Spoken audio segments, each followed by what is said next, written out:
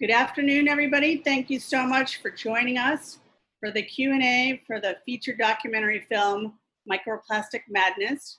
My name is Judy Laster. I'm the director of the Woods Hole Film Festival, and this is our 29th edition.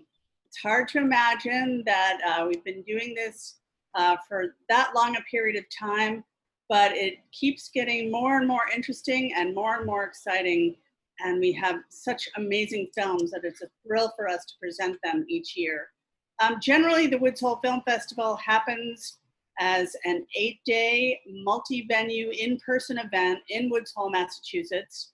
However, this year, because of the pandemic, in the middle to end of March, we had to decide whether or not we were going to push back the festival, cancel the festival, or try and do something else.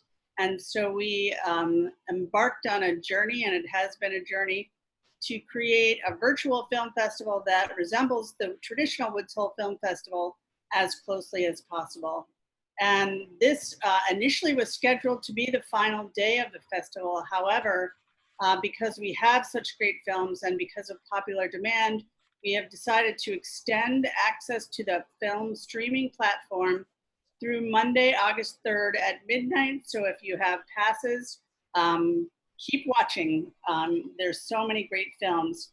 Each film is eligible for an audience and a jury award at the Woods Hole Film Festival.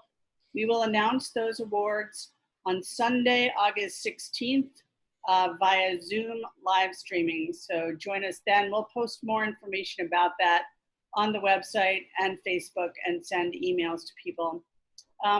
Just a festival like this could not happen without the support of many people. And those include sponsors, donors, grant funders, all the participants, you, the audience, and the filmmakers. And this particular screening is sponsored by Nobska Farms, located right here in Woods Hole, a longtime sponsor of the Woods Hole Film Festival, and WBUR news station in Boston.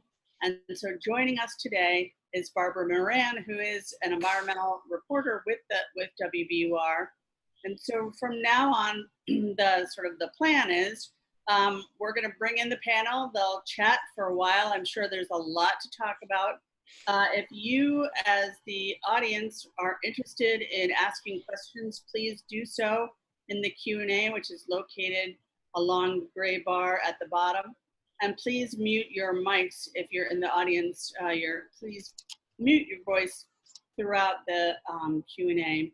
This is being recorded and will be posted later on the Woods Hole Film Festival YouTube channel. So without further ado, I'd like to bring in Barbara, and then she will introduce the panelists. Thank you. Hi, everybody. Thank you so much for coming. And I'm sure this film has to win the audience award, right? I mean, because it's so great. So I am, again, Barbara Moran. I'm a science writer, and I work at WBUR. I'm the environmental editor there. BUR is the NPR affiliate in Boston. I also have a background as a documentary filmmaker. So I'm interested in this film both as a documentary, but also what it says about microplastics, which is one of the subjects I've covered quite a bit. So I'm really excited to talk to the two filmmakers, Debby Cohen, who is the founder of Cafeteria Culture, so I'm going to ask a lot of questions about that, as well as Atsuko Quirk, who is a filmmaker and a environmental activist. And we're also welcoming Reddy here, who's labeled as me because I think he's using my link, but he's not me. I'm me and he's Chris. So Reddy is a scientist, a chemical scientist at the Woods Hole Oceanographic Institute who studies microplastics and pollution. So he'll have a lot to add too. So I want to kick it off first with some questions to the filmmakers just about cafeteria culture and how that organization got started and how it led to this film. So I think that's probably for Debby to start. I'll start. Atsuko will help me. She'll jump in. So we were founded in 2009 as Styrofoam Out of Schools. It was a grassroots movement to eliminate the use of 850,000 styrofoam trays that were used per day in New York City public schools that were going to landfills and incinerators. And out of that campaign grew this work towards plastic-free education, as well as zero waste education, student leadership in the cafeteria, interdisciplinary curriculum, and really filling a void. At that time in New York City, there were other organizations that were leading environmental education, but they weren't doing it the way that we began to pilot. And so our work is primarily working towards these climate smart solutions with youth as the leaders, and the curriculum itself being very hands-on, where the youth in our program are designing solutions that will affect their own lives. Most of the schools that we work with are students living in public housing, some in shelters. They're mostly communities, lower income communities of color. So we also began to make media, Atsuko, media part of our work, and sort of framing all the work we do. I see. Atsuko and I both came from media production backgrounds, and we saw that there was this incredible need to give voice, in particular to youth of color in the environmental movement. Mm-hmm. Atsuko, you want to add? Sure. Yeah. So then I'm, coming from Japan, and I brought in the student leadership in the cafeteria, mostly like Japanese style. And, I started doing that in my son's school. And at the same time, I met Debby, and Debby was working towards, getting rid of styrofoam trays, so that we sort of come together to make, cafeteria as better, like to improve the quality of the mealtime, not only to just make the, styrofoam gone or other getting recycling, or, our goal is a little more than that. So that's how we are picturing. And as an organization, where many organizations, their goal will be to get in as many schools as possible.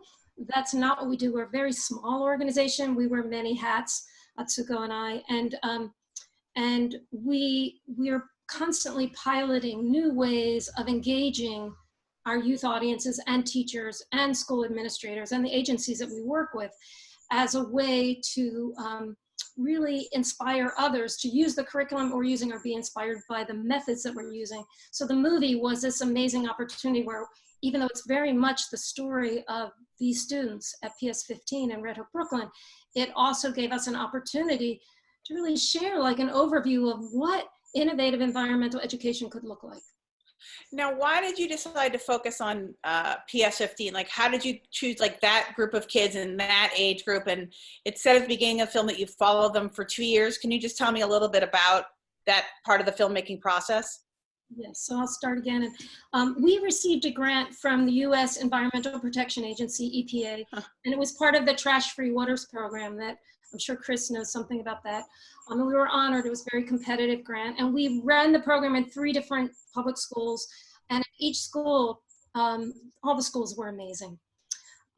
But we weren't planning to make this movie. We were planning to include media, and the cameras and student storytelling was a part of the grant, which is amazing actually, from EPA.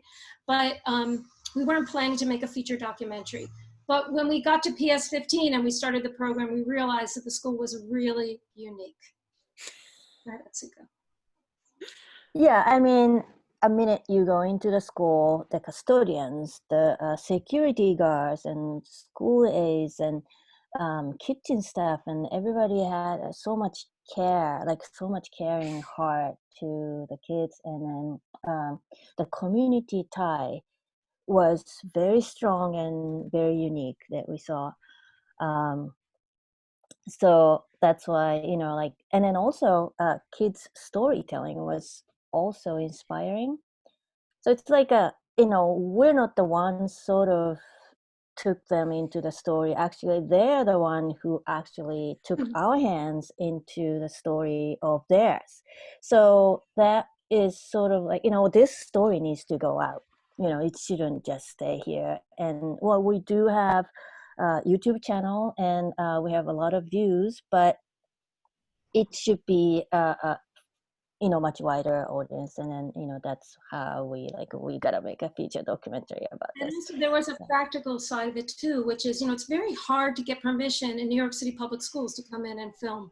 If there's anybody out there who's a filmmaker and thinking, wow, how'd they get in? It's not like there's tons of movies coming out from public schools, but we were already in the school and we worked years building the trust of the Office of Communication of Department of Ed. We had already been making these short movies, and the school itself, it was one of the few schools that we work in where every student had a parent signed or guardian signed release form, which is gigantic. And that's actually, that ends up being a huge part of our work, is getting these release forms. Yes. How much work that is. So It's funny, I imagine how much time is spent in filmmaking and in science getting permits for things, I would say. So I don't want to put people on the spot, but I was wondering if everybody could share their favorite moment in the movie. If anybody has a favorite moment in the movie. And so y'all have time to think about it. I'll tell you mine.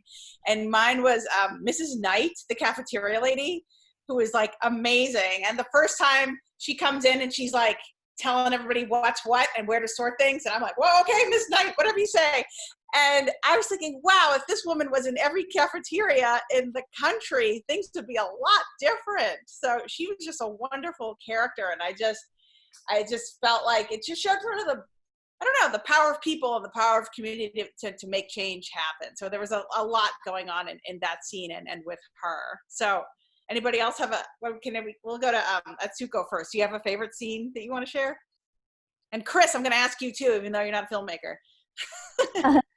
Well, my favorite scene is actually the kids having a discussion about their community. They themselves are talking about Red Hook. That was one of our aha moments that, we wanted to have that intimate conversation about their community, but what came out was very surprising. We put some of the, kids really didn't like the violence, or, like that part.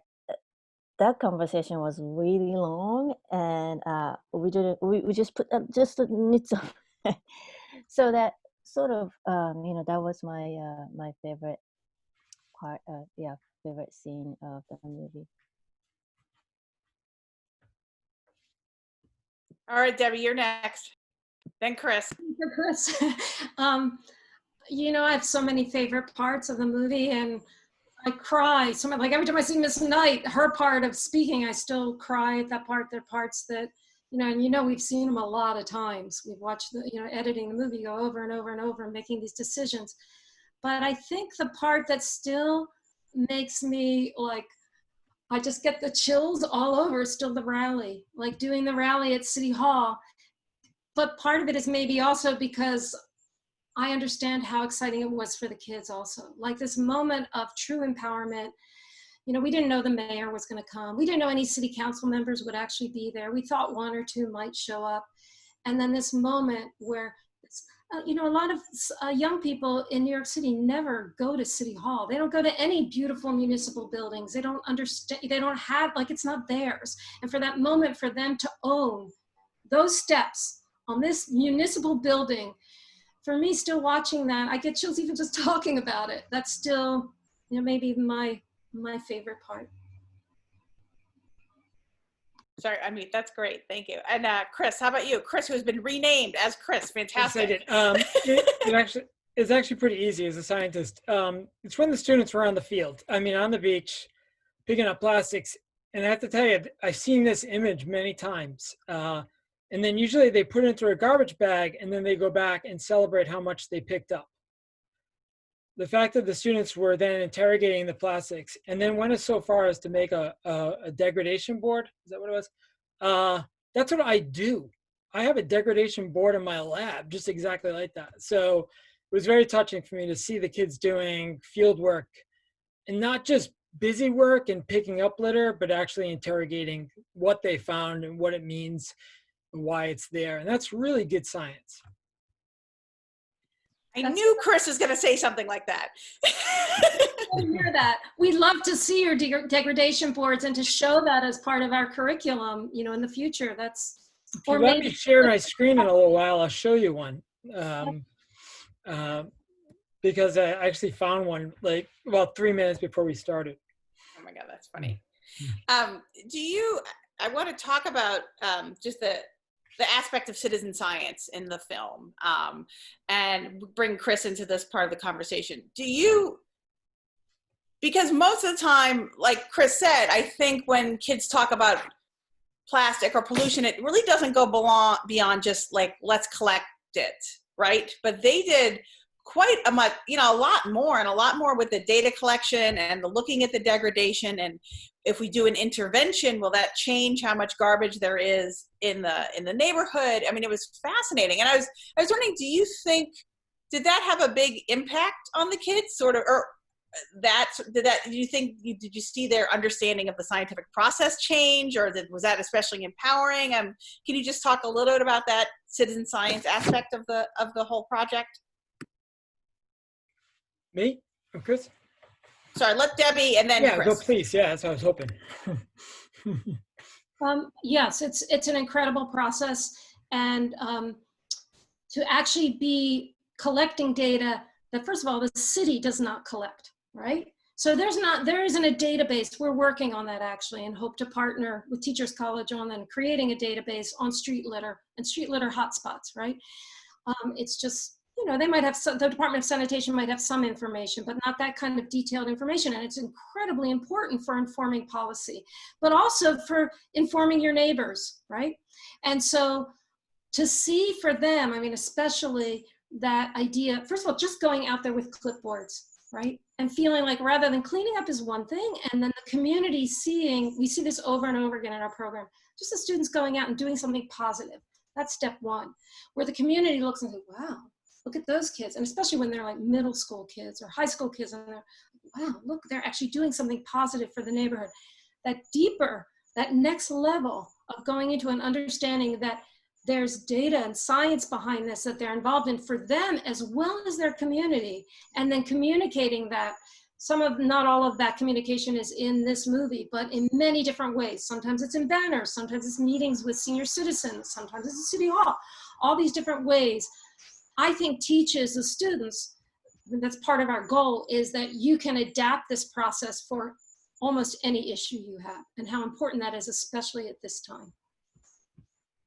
I just want to add on to Yes. that it is a really important skill for those kids to just live in this complicated world, to, you know, whatever the change that they want to make, so that you know, just you want to make a change based on evidence. I mean, that's, you know, Chris, of course, the science is important, that it is an important skill. And then I just have to make sure that those street litter surveys that we had to make like 60-page report to EPA from all different schools, all different neighborhoods. And then it was really interesting to us to make that level of science from the, you know, 100-meter section of the litter, how that goes, and what's there, and the time of the day. The results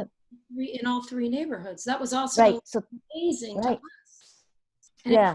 Time of the day, you know, what involved and what are variables, you know, all that we found out was really fascinating. Yeah. It's great to see kids doing actual science, like real data collection that, you know, and not just, I don't know, busy work or whatever they do in science class usually. It's really important to get kids out of the classroom, you know, and especially that's more relevant right now than ever. There's been so many articles in the last few weeks about outdoor learning. And we know the value of getting, you know, kids, and especially urban kids who have fewer opportunities to be out of the classroom and doing something that even if they're not in a beautiful place necessarily, that they're doing something that feels relevant and important to their lives and their communities. Chris, you and I were emailing back and forth yesterday, I think, a little bit about, you know, like I can tell, you know, as a scientist, you get excited about collecting data and like other things that you're like, oh, the kids could have like also gotten this from the data and this from the data. So I was wondering, I mean, and it's really interesting for a non-scientist or for anybody who sees this film and, you know, you see that and you're collecting a bunch of, you know, plastic and it's like, okay, you know, but how it's interesting how much can be learned from it, right? And so I was wondering if you could just talk a little bit, I don't know, about help us see sort of a different way of looking at all this garbage and all the other sort of things that can be learned from it. You know, I don't want to be hyperbolic here. What those students were doing is as good as it gets, and what most people are doing out there that are tried and true, you know, scientists studying pollution, plastic pollution. They're doing a great job. I mean, honestly, the biggest thing that I took away from this movie is where are these students now, and how do we make sure that we put them on a trajectory of success in the future? It's an impressive showing, and you know, maybe it's a one-off. I have no idea. Can't let these kids slip through the cracks. It's really inspiring. When I look at their field work, I'm dying to help them with a few things. You know, I saw the Dunkin' Donuts cup, and I was immediately wondering whether or not somebody was going to go get a brand new Dunkin' Donuts cup. And then they would look at the same two cups and then, you know, kind of interrogate the difference and you know, why are they different? I was kind of hoping that they might start looking at pieces of plastic and picking them up and looking at them, the side that's looking up at the sun and the side that's not. Often you'll see a big difference depending if it's windy or not. So, but you know what? I think that what they're doing, and I'm not an educator like this, it seems to me like this was like a whole curriculum all the way through, you know, graduate from high school. And, you know, you could do more questions. You could identify the different types of plastics by their density. You can keep going and going and going and riff off all these different aspects. But I thought they did a great job. I mean, you could go on forever looking at those field samples. I mean, I would take them. I had a conversation with three other people in my group on plastics talking about we need to go out in the field and get some more samples to do something yesterday. So they're right on. So just to let you know, we don't have all the curriculum in the movie because the movie would be way too long. Yeah. And the curriculum continues to evolve. So sharing the whole first unit all around citizen science, we've shared with many teachers in professional development in a beta stage across New York City, and we're getting ready to share it publicly with everybody for free. And then we have 2 more units. And we've retaught it since finishing the movie or since finishing this program at PS15. And with different schools, you know, we get feedback from different teachers. And we love more of your ideas. And some of the things we wanted to do around chemistry, in particular with high school teachers, we've had a really hard time finding teachers to partner with. And especially as you get into high school, finding teachers that will dedicate time.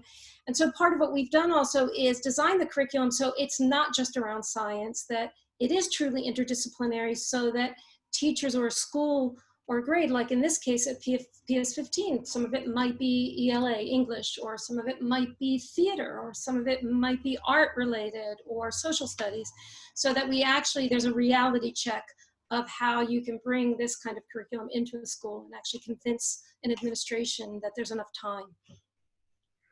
Also, I wanted to address your question, Chris. It was great what you said first about like where are these kids now? And of course, for us, always in the work we do that's so important. And because we work with so many 5th graders and it's New York City, it's very complicated because it's not like in some suburban or rural schools where the same kids go to the same schools all through K through 12.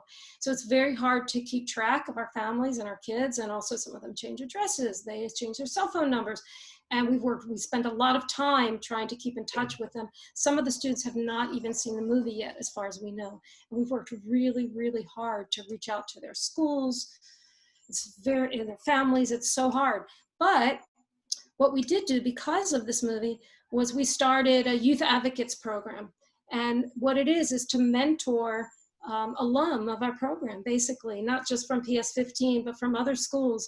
And it's been remarkable. We just launched it last year one of our stars who wasn't in the movie, but she started with us in 5th grade also, and now will be a senior in high school this year. She spoke at the New York City Youth Climate Strike to thousands of people on the same stage as Greta, which was incredible. And that she references our program and plastic-free initiatives and going out on the street with puppets and taking leadership in our cafeteria as part of her journey to being a youth climate activist. So we hope to do more and more of that, and it's becoming a bigger part of our focus. That's amazing.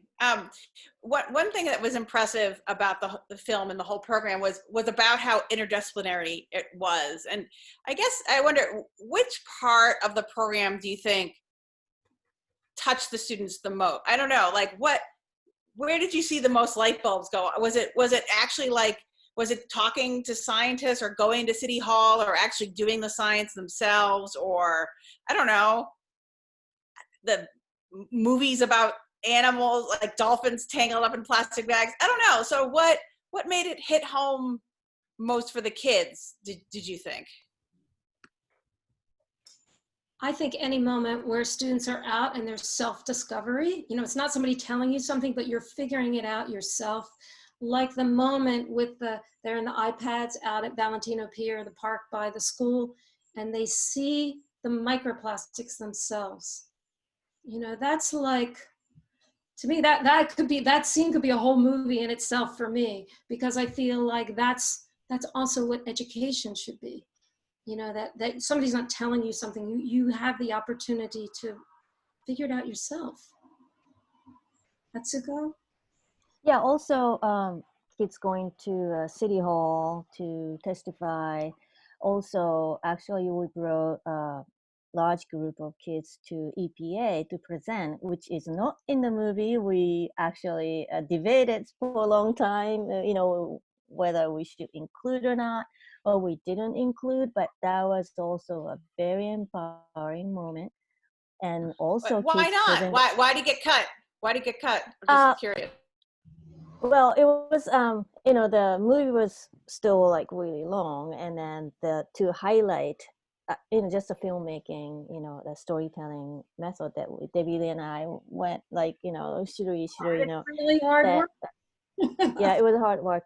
To highlight the last rally more than anything else, then because the EPA visit was really empowering, so that it feels like that's the last scene, that's the ending, so that we just cut the whole. It was that's the hard part, but we cut the whole thing. But also we had group of kids presented to people from China who brought by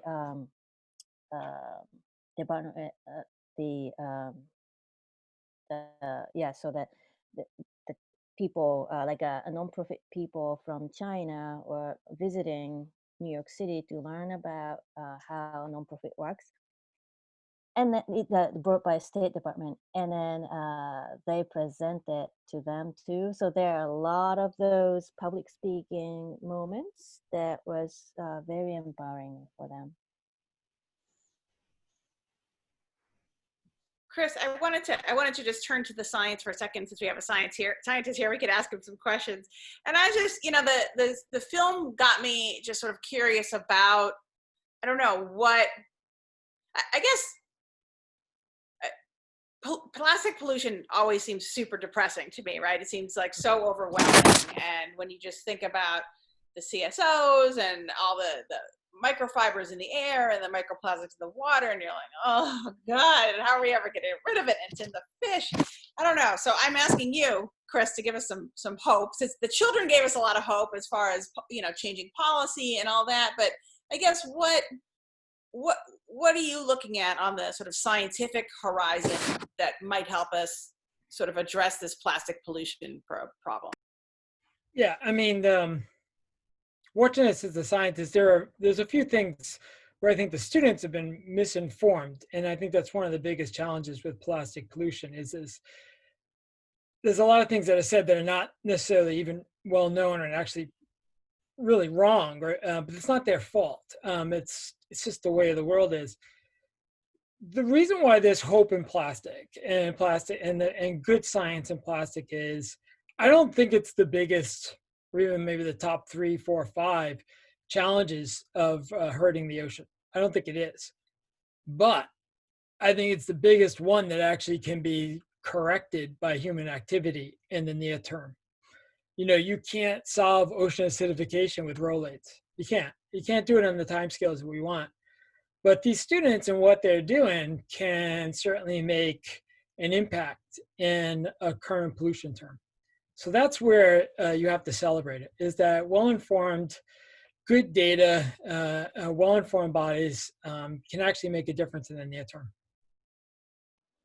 Is there anything else, like, I know that we've talked in the past about some emerging evidence about maybe some plastic actually goes away at some point or decays in sunlight a little bit, you know, that maybe it doesn't stick around forever, but it's hard to make, so that sort of emerging science, I think, gives us a little hope. Yeah, no, I mean, there's no doubt. My colleagues and I have been, are pretty comfortable that some fraction of all the plastics that we can't account for were broken down by sunlight and some other reactions, and even microbes after the fact. So, there is hope. I mean, nature is a pretty good chemist. So it can break down things, and, we just haven't quantified that role. There are things that, you can't put the ocean in an MRI. And so you're left with what you can get. And, there's gaps. And one of them is we just don't know how much nature has broken down of all the plastics that have been produced since about 1950. We just don't know. And that's one of the biggest challenges. I mean, the students I don't have the quote right in front of me. Students were saying quotes that I've written proposals on. It's the same questions that I ask. That's great.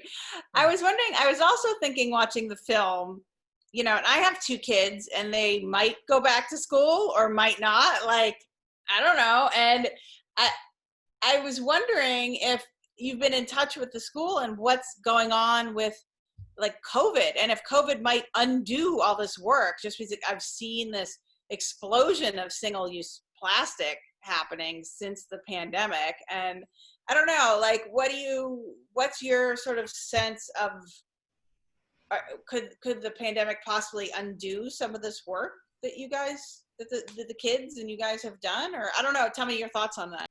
Well, the pandemic has definitely put the plastics industry on overdrive. There's no question. And day one, as many activists were thinking, we should be quiet, we should step back, and this isn't the right time to talk about it. The plastic industry was lobbying overtime in Washington, pushing for weakening of laws that it spent, communities across the country spent years making happen. And in the advocacy world, it's always one step forward, one step back. It feels a little bit now like it's one step forward, 2 steps back.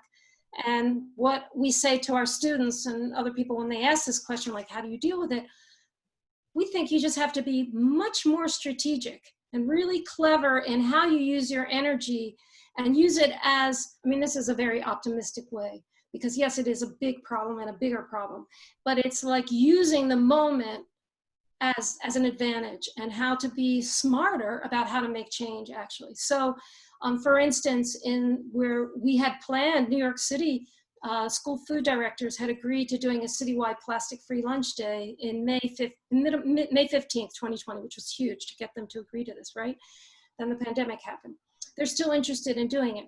What's interesting is that school food service as we know it, will be completely different in the fall. Students probably will not be eating in the cafeteria. There'll be much, much more single-use plastic than there has been. Interestingly, school food directors are still interested in leading this plastic-free lunch day. It means we have to think extra hard about how to actually show the data in this context. It's something new, and how we use it. And I think there's enormous potential, but it's hard work. And it's true also, of course, in the to-go world of the restaurant business. You see it in New York, it's just like, it's horrible. But I've seen more than ever before how many people want to do cleanups in their neighborhood, and we're working really hard to make our survey sheet available. We've made it now for youth for beach cleanups for the summer who aren't old enough to do like Surfrider data collection. So I thought, well, we should have this opportunity for youth. And now we're working on a sheet for residents of New York City who are doing these cleanups. Like, what a shame. Just like what you said, Chris, they're collecting this stuff. They're collecting the litter and they're not collecting data. And I think, oh my gosh, we have all these bills pending in New York City and also in the country right now. This data is critical. We need the data. Just a reminder, anybody who's watching can put questions in the chat column and we can ask the group here. Atsuko, I wanted to ask you, you had mentioned that your favorite part of a film was when they were talking about their neighborhood. And to me, that scene also touched on some really powerful sort of environmental justice and environmental racism questions, which are sort of implicit in the film, but not explicit. And I was wondering if you two could just talk a little bit about that. I know that, I think, Debbie, it mentioned somewhere that most of the styrofoam was used to serve students in sort of low income neighborhoods. And I don't know, that struck me, and I guess it shouldn't surprise me, but those things always sort of, I find those kind of things surprising and dismaying. But I wonder if you could talk a little bit about that aspect of the film and of your work. I think in New York City, I'm not sure what the data is now, it might be different, but it's something like 75% of students qualify for reduced or free lunch.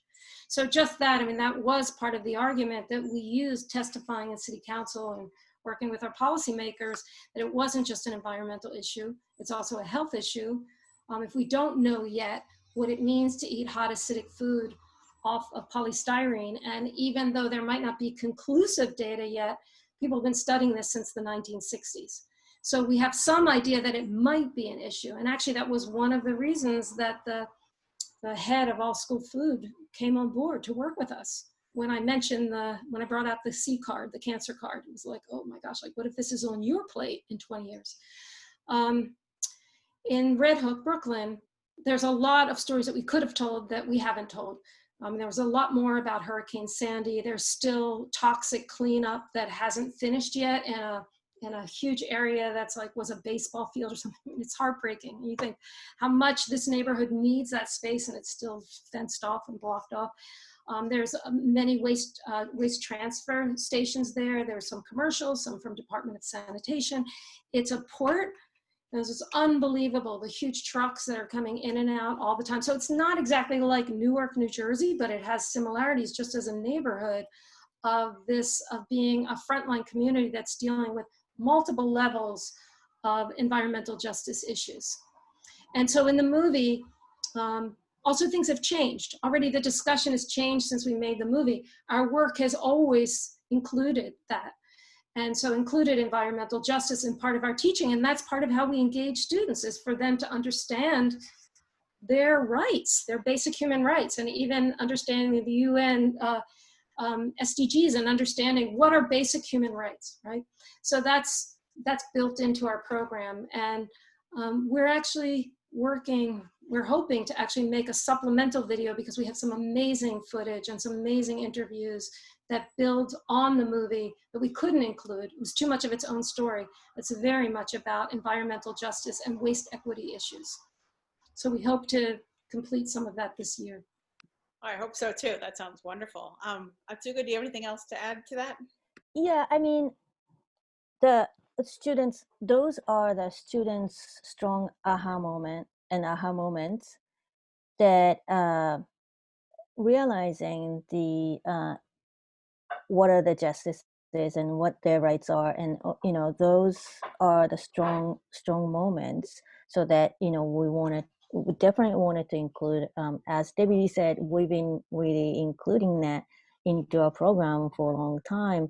But in the Red Hook, that community in particular, because of the heavy hit by Sandy, that they had the connection that they realized, okay, so the plastic here connects that, so that was also important moment.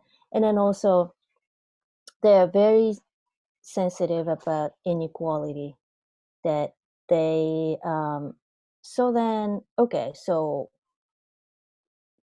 companies are doing this and then they're not doing a cleanup. Okay, and we're doing a cleanup. Who's responsible? Like all that moments are sort of like all coming together towards the end of the program. So that's how sort of we thought that was the strong moment. And I think to also include. understanding that plastic pollution, it's not just an end of life cycle problem. So really understanding the life cycle of plastics is huge. And it's something we've had educators ask, like, gosh, like we're struggling to teach that. We're still working on that curriculum because it's hard to teach it in a short period of time. We actually developed a board game that we've used quite a bit now. We share for free online because we feel that it's such an important aspect to understand the whole problem, that it's from the very beginning of extraction. And that if you understand that, and you understand how communities are being hurt all along this story of the life cycle, then you begin to have compassion and you begin to understand, like, well, that, everything you use actually has some impact, and how that also connects to this bigger story of the climate crisis, and how, that really we have to do more than just use less stuff, and how policy is critical. And national policy. Yeah, it's interesting that this subject of plastic pollution resonates so deeply with people. And I just know this because anytime I write a story about it, or anytime there's a event about it, it's always packed and people have tons of questions. And Chris had just said that, and other scientists have told me that plastic pollution is not actually the biggest problem in the ocean. It's like ocean warming and acidification. There's other things, but there's something about plastics and about microplastics that really get to people. And I mean, I don't know if anybody sort of studied the psychology of it, but do any of you guys have theories about, what is it about plastics and microplastics that sort of call people to action in some way? Who wants to go first? Chris wants to go first, or Debbie wants to go first? I'll gladly go. It's an Instagram pollutant. If carbon dioxide was black and we could see in our atmosphere a graying and graying every day, we would have a much stronger movement for reducing the amount of carbon dioxide in the atmosphere. It's a visual and it touches us, and we can touch it. You can't touch carbon dioxide. You can't have a feel for it. And you can't feel what 400 ppm means. You can feel a plastic lid. And so you can touch it, you can see it. And it's powerful that way. But it's also a great medium to educate folks. That's all. When we started making this movie, people didn't know what the word microplastics. Mm-hmm. So also that's interesting. The time also changes how, society looks at things. And even we first chose the title Microplastic Madness, we had a different working title. A few people were like, what are microplastics? Huh. Interesting. And that wasn't that long ago. So if you just even look and you're, just Google and you see like when articles were written, and, of course there were scientific articles, but when was there something in Huffington Post, the New York Times? When did the public begin to like really grasp like the magnitude of the problem? And I think Chris is right. Like you can see it. Of course, there's some microplastics you can't see. I think that's part of. It'd be nice if we could see more of it, but yeah, I do think that also as soon as there's something around wildlife that people can see, and also around human health, that people are. That's a call to action for most people. Unfortunately, like it takes that, but that's often what's not just with kids seeing. Whales being opened up and seeing all the plastic bags inside of them. I think that's with people of all ages. So Judy is signaling me that we're just about out of time. So I just wanted to ask each of you if you just had one parting thought that you'd like to leave with. I feel like whatever people say last, that's what sticks in everybody's head. So any sort of wrap up final thought that you'd like to send folks off with? Debbie, why don't you go first, Debbie Lee?